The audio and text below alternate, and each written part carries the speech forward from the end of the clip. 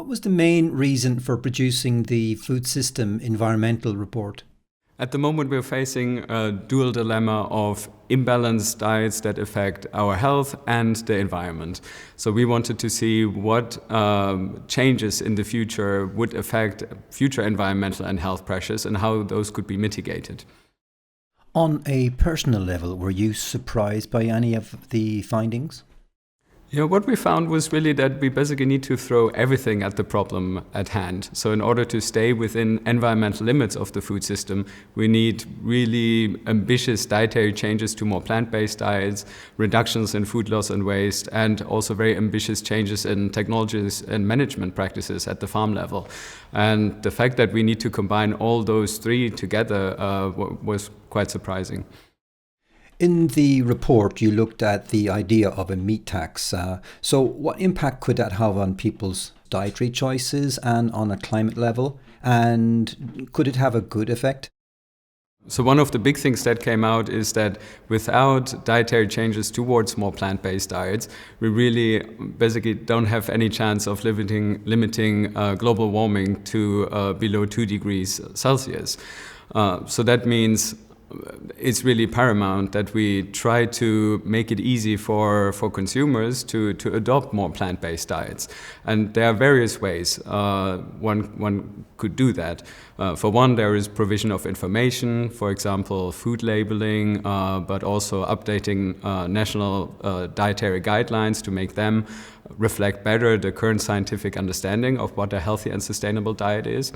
But we also know that beyond just providing of information, one really needs to consider other things as well, because if you just see something and it's still not easy to consume a healthy and sustainable diet, you wouldn't do it.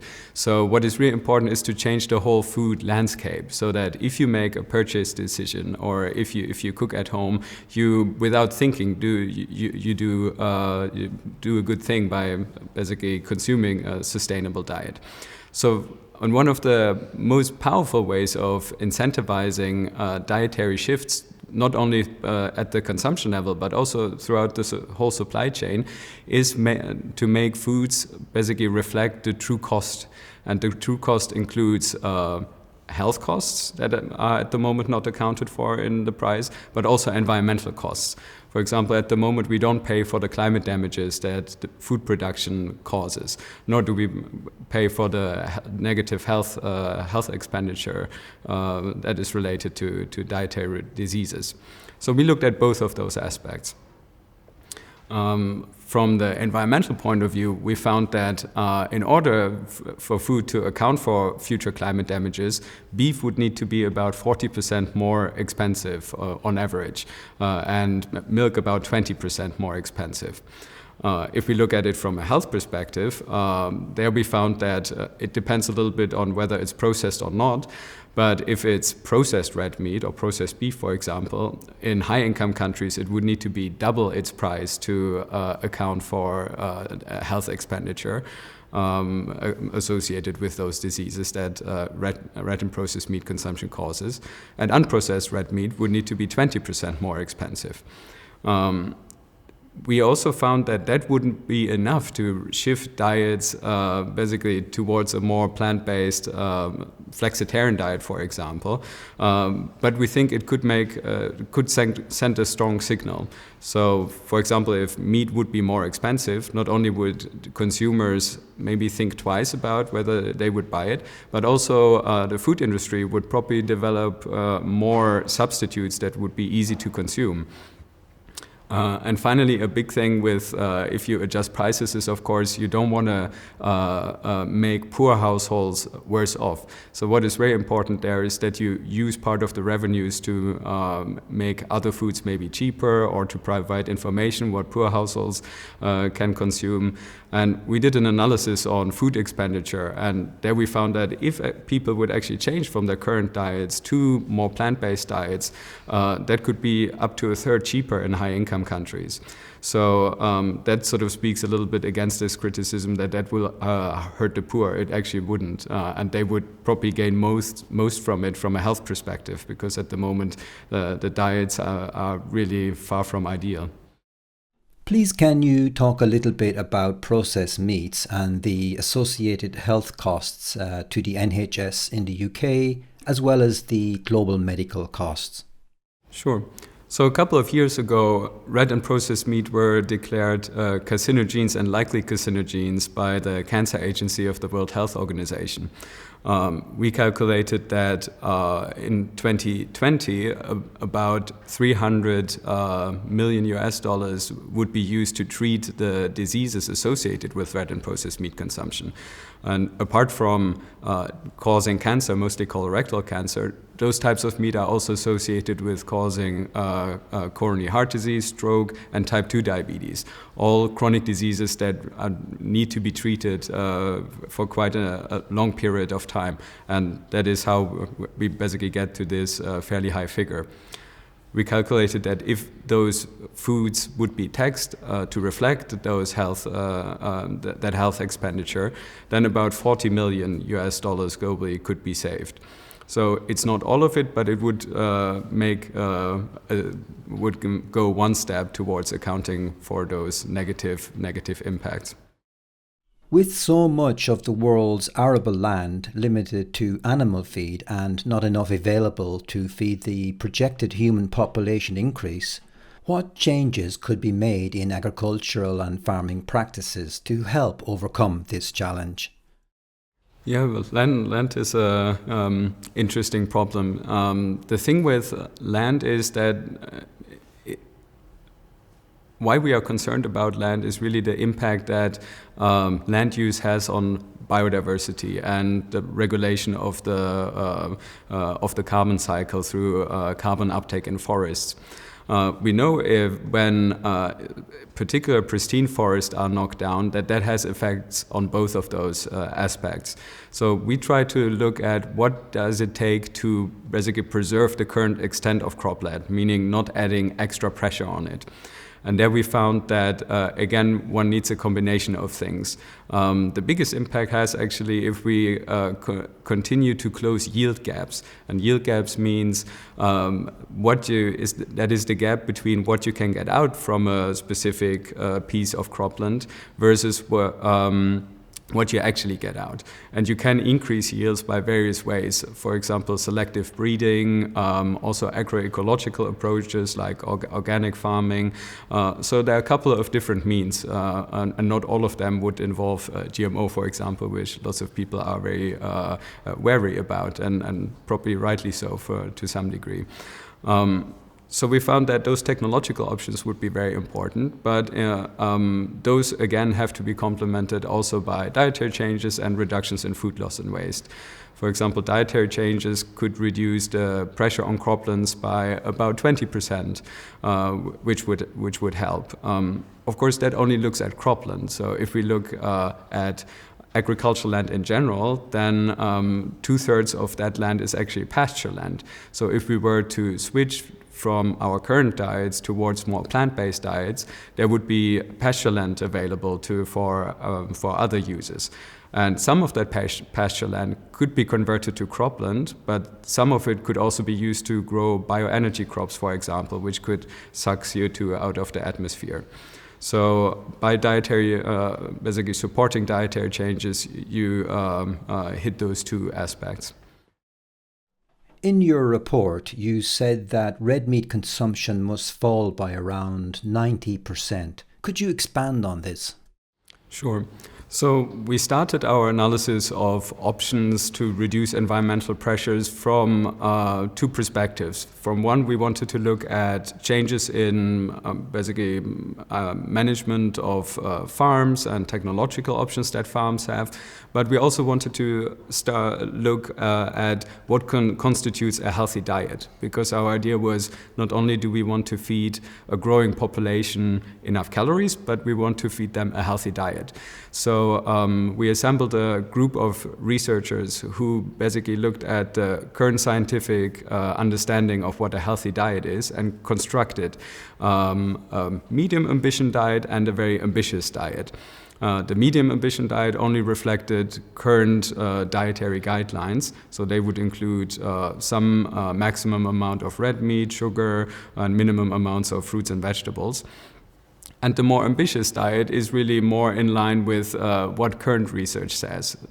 Most dietary guidelines are political documents, so they don't necessarily reflect the current scientific understanding of what a healthy diet is.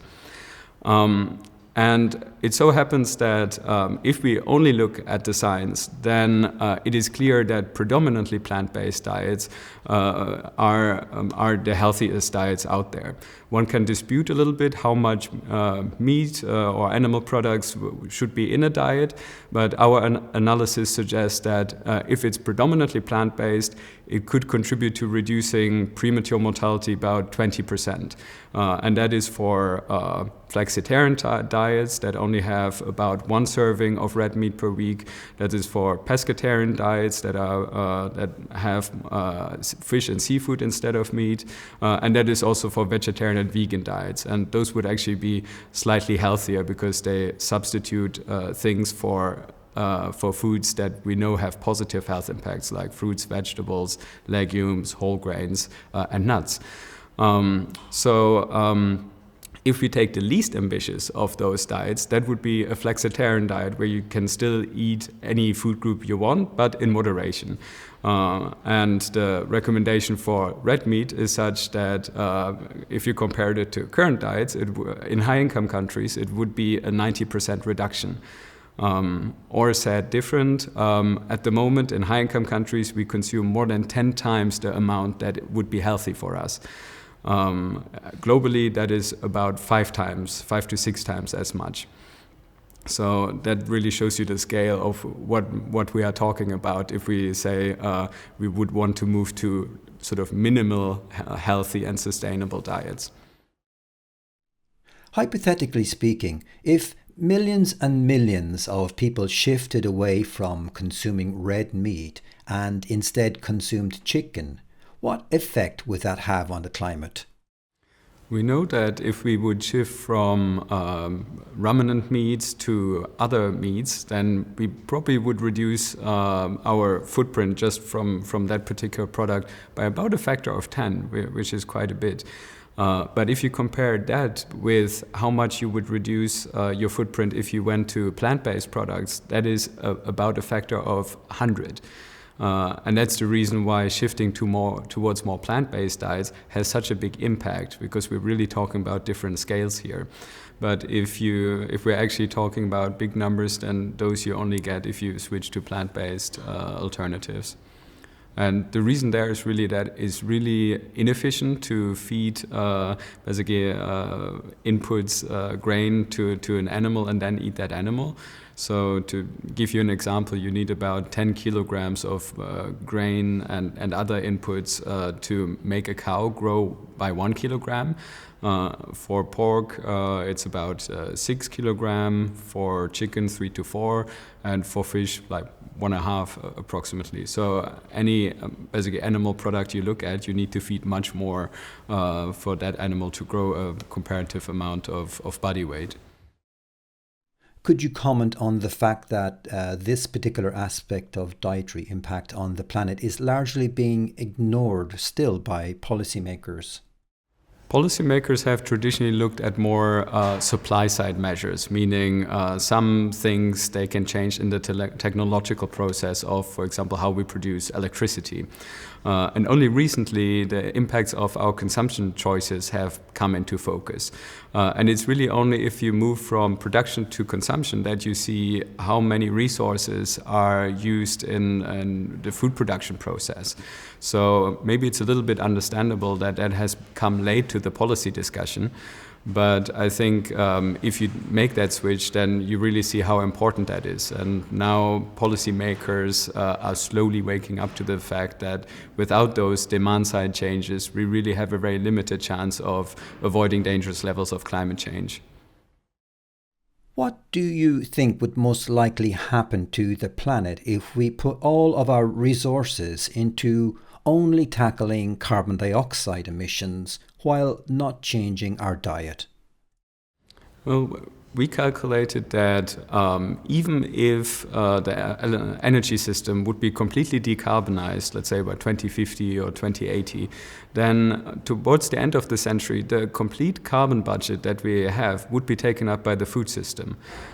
So that really illustrates that if we don't change the emissions associated with our foods through dietary changes, but also through technological changes, then we really have no chance of staying within that budget that we need to avoid dangerous levels of climate change. So without addressing what we eat, we simply won't make it. Please, can you talk about food security and water security in relation to the global food production system? We know from looking at how much water is needed to produce food that some of the foods that we actually would need more of in the future, like fruits and vegetables, but also nuts and seeds, require actually quite a bit of water. So there will be some trade-off between the global environmental changes from dietary changes like reduced greenhouse gas emissions, but potentially increases in local environmental pressures like water use. So if we think how we need to reorient our food system, it's really important that we also look at those local pressures. We found that in our analysis, water use is best addressed by technological measures. For example, there are options available to increase water storage, irrigation efficiencies, and things like that. One thing that always comes up in conversations is the high water use, for example, of almond production in California. And there an easy way would be just to have better regulation. There is no need to produce that many almonds in a water-scarce region. So if local politicians in those areas would pass stronger environmental regulation, that would really go towards avoiding those potential conflicts. Can you talk about deforestation and how diets affect deforestation? We know at the moment lots of deforestation is going on in the Amazon, for example, and most of the crops grown there are soybeans that are used for animal feed. Sometimes people get confused about what soybeans are actually used for there, but almost all of them are used for animal feed, whereas the ones that we consume and that are made into tofu, for example, or other plant-based protein sources, they are usually produced somewhere else. And in fact, in countries like in Europe, for example, you wouldn't be able to produce foodstuffs with those GMO soybeans produced in the Amazon. So that is always important to keep in mind. But that deforestation in the Amazon, which is a biodiversity hotspot, is primarily driven by feed demand. So if we would have lesser demand for animal products, that would directly help basically reducing deforestation rates. Could you talk a little bit about the different highly potent global warming gases emitted from animal agriculture, like methane and nitrous oxide? So the food system is responsible for the emission of 3 different greenhouse gases. One is carbon dioxide, and that results from use of industrial processes, transport, and deforestation. Then we have nitrous oxide, which results from the application of fertilizers. And then we have methane, which, for example, is produced in cows' stomachs when they digest, but also from the application of manure, but also from reaction in rice paddy fields. Those 3 greenhouse gas species behave very differently. The shortest lived is methane, so that stays in the atmosphere for a bit over a decade before it's out, but it also has a higher global warming potential than carbon dioxide. Then we have nitrous oxide, which stays in the atmosphere for roughly a bit over 100 years, and it has even a higher global warming potential. And then we have carbon dioxide, which really stays in the atmosphere for several hundred of years. So that means if we wanted to reduce greenhouse gas emissions in general on a short time frame, then would be really beneficial if we reduce those emissions in agriculture, because we could reduce methane and nitrous oxide emissions relatively fast. So basically tackling climate change through dietary changes can give you a sort of a early bonus. But that, of course, doesn't mean that you don't need to reduce carbon dioxide emissions. So that always has to be thought in parallel. So do you think that policymakers should be doing more to tackle climate change? Policymakers so far have been unable to get us on a trajectory towards limiting global warming to 2 degrees, let alone 1.5 degrees. And so far, most of it was really tinkering around the edges.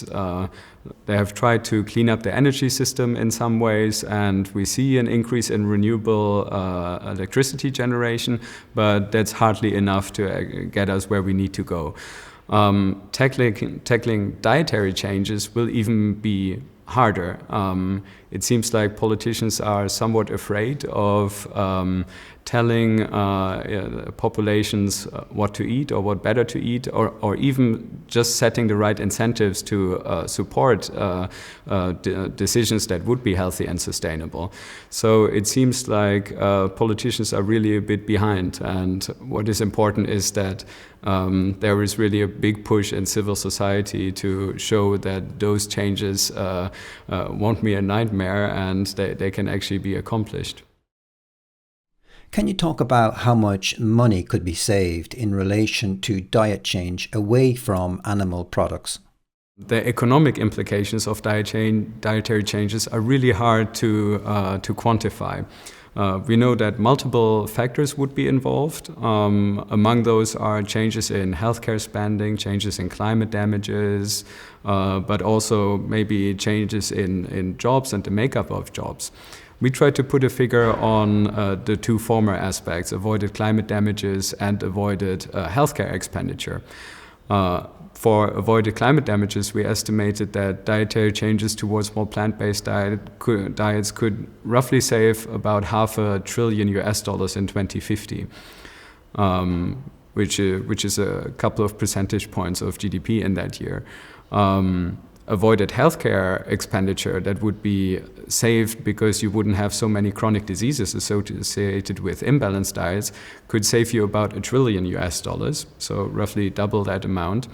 And then if you actually ask people how much would they be prepared to pay for better health, that is a figure we call the value of statistical life that is used very generally in cost-benefit analysis when, for example, governments look at, is project A worthwhile? Are the benefits higher than the costs? And they do that when they look at clean air regulation or when a new nuclear power plant is built, or even when a new road is put in place. Then they need a quantification of the health impacts associated with that project. So if you use the measure that is generally used there, and that puts the value of life at roughly $3.5 million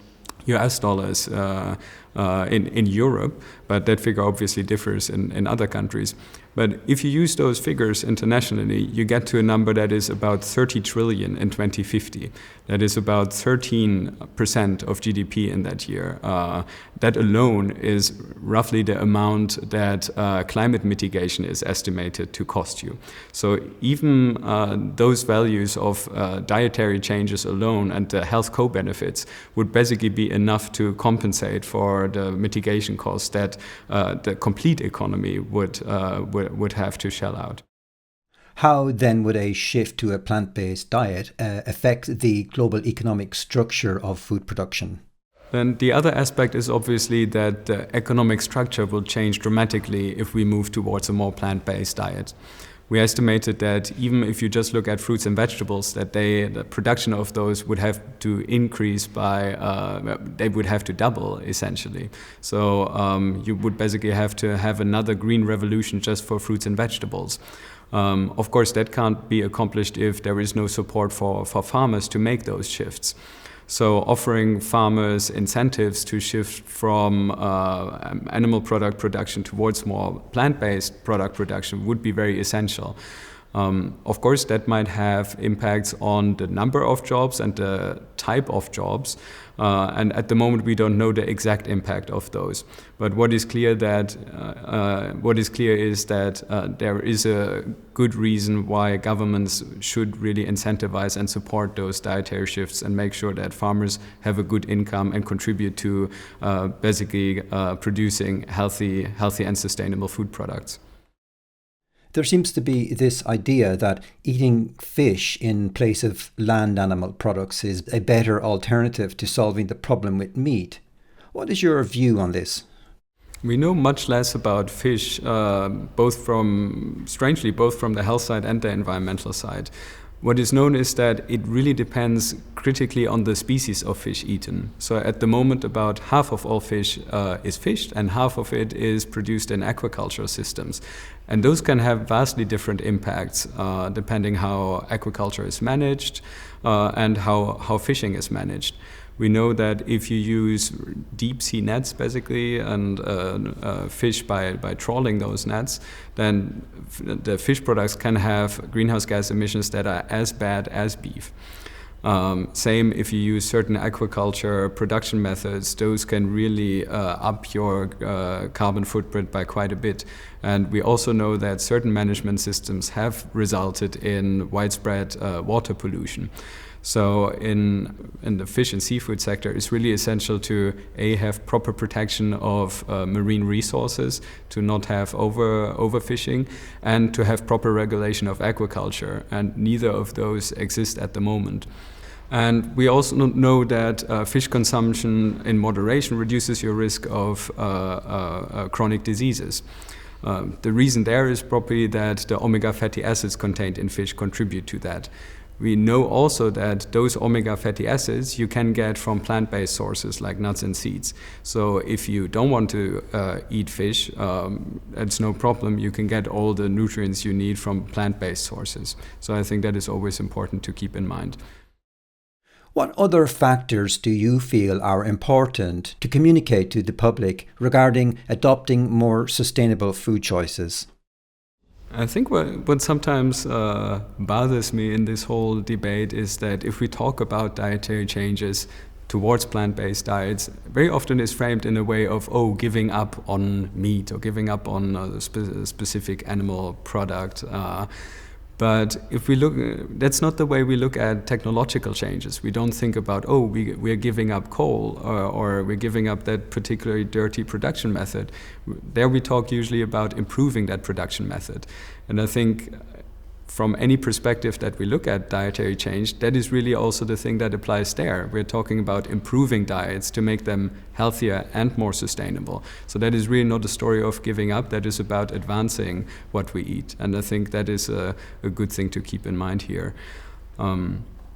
Maybe another thing is that we usually put lots of emphasis on beef because beef is so high in per kilogram is so high in emissions.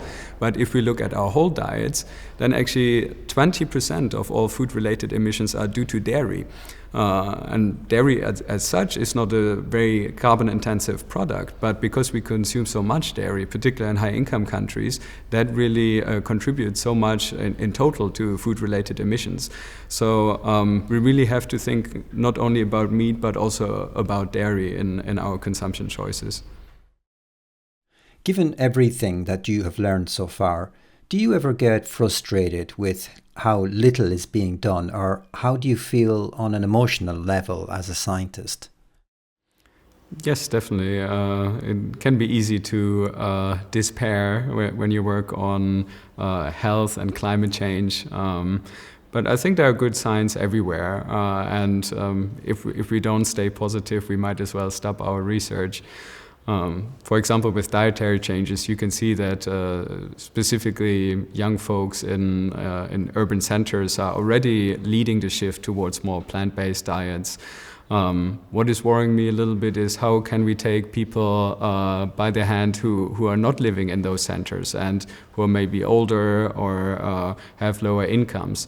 And there it's really important that we also think about those people and the views they have about their diets, which are most of the time very different to city people.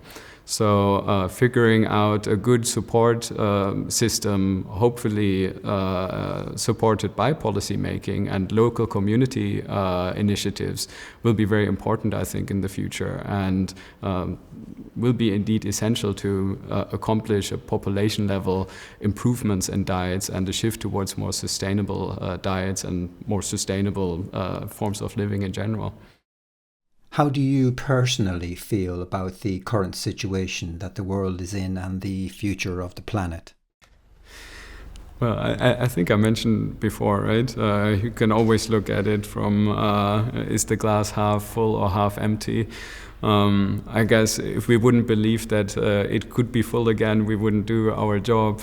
So I try to stay positive and look at the positive examples that are out there and hopefully contribute to the discussion that would lead to making that glass a bit fuller.